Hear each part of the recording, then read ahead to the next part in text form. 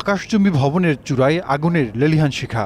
৬০ তলা ভবনটির ৫৭ তলায় সূত্রপাত হয় আগুনের, যেখানে ছিল একটি রেস্টুরেন্ট।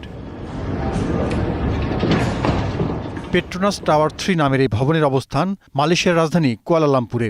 ফায়ার সার্ভিসের কর্মকর্তারা জানিয়েছেন, শনিবার স্থানীয় সময় সকাল ৯:৩০টায় আগুন সম্পূর্ণ নিয়ন্ত্রণে আসে। পুড়ে গেছে রেস্তোরাঁটির প্রায় ৩০%। কুয়ালালামপুরের কেএলসিতে অবস্থিত ভবনটির অন্যান্য তলায় আগুন ছড়িয়ে পড়ার ঝুঁকি ছিল। রেস্টুরেন্টের আগুন নেভানোর পাশাপাশি সেই আগুনের বিস্তার ঠেকাতে তৎপর ছিলেন ফায়ার সার্ভিসের কর্মীরাও। ফলে আগুনের বিস্তার তারা সফলভাবে প্রতিরোধ করতে পেরেছেন।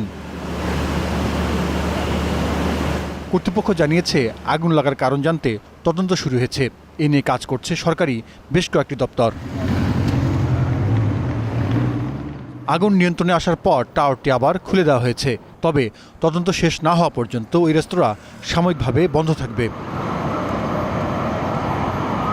পেট্রোনাস টাওয়ার ৩ ক্যারিগুলি টাওয়ার নামেও পরিচিত। আকাশচুম্বী ভবনটি মালয়েশিয়ার ৮ম সর্বোচ্চ ভবন। এটি পেট্রোনাস টাওয়ার কমপ্লেক্সেরও অংশ। Zahidur Rahman, star news.